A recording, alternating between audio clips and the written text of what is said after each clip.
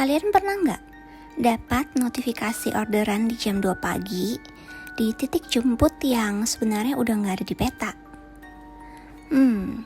Awalnya aku pikir itu sih cuman kayak glitch di aplikasi. Tapi ternyata pas sampai di sana, aku sadar ada hal-hal di dunia ini yang emang gak seharusnya diganggu. Apalagi kalau mereka udah duduk manis di jok belakang motor kamu. Malam ini aku bakal ceritain pengalaman nyata dari salah satu teman kita, Rian lagi nih, kemarin kayaknya udah ada cerita dari Rian ya, tapi ini Rian yang lain. Yang bikin Rian ini benar-benar berhenti narik ojol malam-malam. So ini dia cerita dari Rian untuk kamu. Halo teman-teman semua, balik lagi di cerita untuk kamu. Hari ini aku baru aja dapat cerita dari salah satu subscribers kita. Yeay, namanya Rian. Nah, Rian ini cerita kalau dia punya pengalaman yang benar-benar bikin dia trauma. Katanya, "Kak, tolong ceritain ini ya, supaya orang lain gak kena apes kayak aku." Oke Rian, aku bakal ceritain ya. Nah, jadi teman-teman, Rian ini cerita kalau dia dapat orderan di sebuah daerah yang terkenal angker di pinggiran kota. Yuk kita langsung masuk aja ke ceritanya. Kejadian ini sekitar 2 bulan lalu. Waktu itu Jakarta lagi parah-parahnya sama hujan. Jam sudah menunjukkan pukul 2:15 subuh. Nah, Rian ini emang sering narik ojol itu malam-malam. Soalnya kan dia lagi ke restoran. Dan biasanya sih aman-aman aja, gak pernah terjadi apapun. Cuman malam itu tuh beda. Sepi banget. Sampai akhirnya ada bunyi notifikasi masuk. Nah, Rian ini langsung ngecek handphonenya. Pesanan ini jarak tempuhnya cuma sekitar 500 meter. Dengan nama penumpangnya cuman titik. Titik itu maksudnya cuman simbol titik ya guys, bukan namanya titik gitu bukan, tapi kayak cuman simbol titik aja gitu. Rian terima aja. Karena balik lagi dia lagi ngejar target dan gak ngerasa aneh sama sekali. Kan ya wajar aja ya kalau kita suka pakai nama yang lucu-lucu, yang aneh-aneh gitu buat nama samaran. Ini hal yang wajar juga menurut aku, cause nama akun di aplikasi online aku untuk pesan-pesan makanan atau pesan-pesan transportasi juga bukan nama asli aku gitu.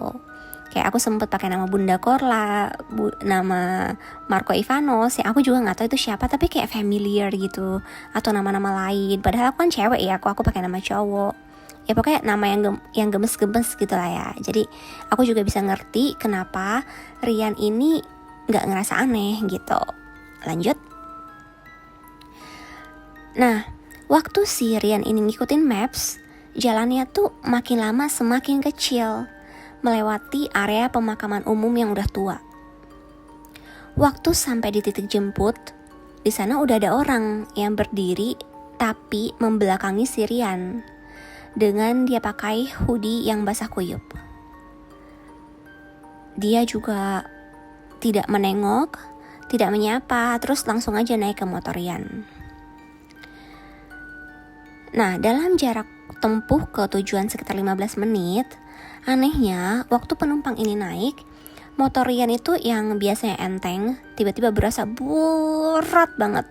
Kayak bonceng orang yang beratnya itu ratusan kilo.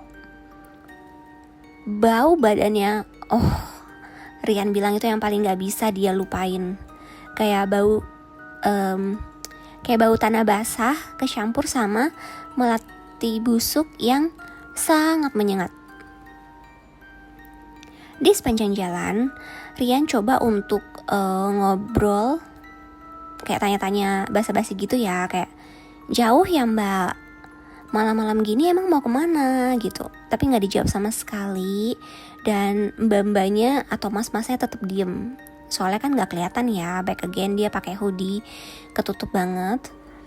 Nah, Rian ini cuma bisa lihat spion. Dia cobalah curi-curi. Bener aja, hoodie-nya tuh ketutup rapet banget, gak bisa lihat apapun. Tapi tiba-tiba penumpang itu bisikin sesuatu dengan suara yang serak.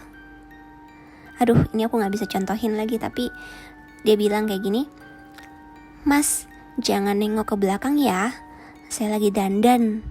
Nanti kalau mas nengok, saya jadi gak cantik lagi." Rian di sana tuh gemeteran dan dia cuma bisa bilang, iya mbak, saya nggak lihat gitu. Udah. Nah, selesai itu Rian tetap jalan bawa motornya.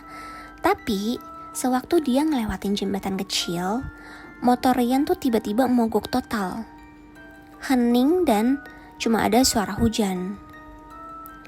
Di sana Rian ini mulai panik nih, coba starter berkali-kali motornya. Cuman waktu dia gak sengaja lihat atau nengok ke spion, oh astaga, sosoknya tuh udah gak tahu di mana, udah hilang gitu. Terus perlahan muncul lagi sambil nurunin hoodie-nya, tudung hoodie-nya gitu ya. Dan ketika dia dongak, aduh, mukanya tuh nggak ada gitu. Maksudnya kayak mukanya, mukanya tuh rata, nggak rata sih. Mukanya tuh kayak bubur basi, matanya bolong, dan astaga dia senyum lebar banget ke arah Rian. Sampai Rian pun loncat dan lari ninggalin motornya sampai nemu pos satpam di dekat sana.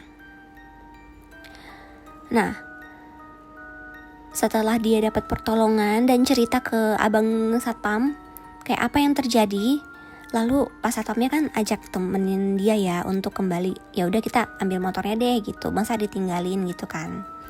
Nah, sewaktu kembali ke sana, ke tempat yang tadi, motornya tuh ada, tapi jok belakangnya penuh sama tanah merah yang basah. Kebesokannya, waktu Rian cek aplikasi, orderan dari titik itu benar-benar hilang. Gak ada sama sekali, gak ada di history, dan bahkan dia sampai jual motor itu karena setiap malam dia selalu kebayang sama bau melati busuknya. Akhirnya itulah tadi cerita dari Rian. Oke, makasih banyak Rian sudah berbagi. Buat kalian yang punya pengalaman serupa atau punya cerita horor yang pengen diceritain di sini, boleh langsung email ke ceritauntukkamu@gmail.com seperti Rian. Nah, nanti bakal aku bacain ceritanya. Aku bawain di channel YouTube ini. Oke, semuanya stay safe. Kalau misalnya kalian mau ada yang kerja malam-malam seperti Rian, ada yang mau tarik ojol, atau ada yang mau pesan makanan, atau mau keluar kemana, please stay safe, hati-hati di jalan, semuanya jangan sendirian juga. So, sampai jumpa di cerita selanjutnya. Kalau kalian suka, jangan lupa untuk selalu klik tombol like dan subscribe, juga share ke semua teman-teman yang kamu punya. Terus boleh juga ya tulis jawaban kalian gimana kalau misalnya kalian jadi Rian, apakah kalian punya pengalamannya di kolom komentar di bawah.